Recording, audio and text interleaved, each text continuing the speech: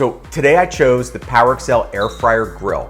The reason I did that is because it's extra large. The air fryer grill is so amazing because you can actually grill, you can make steaks, chops with absolutely beautiful grill marks. So what I wanted to do is make something super easy, some stuff that you probably have in the cabinet, not a lot of ingredients, and is unbelievably versatile. Okay, so what I did is I made an everything bagel ranch marinade that goes on chicken that we air fry. So how easy is this? All right, chicken breasts.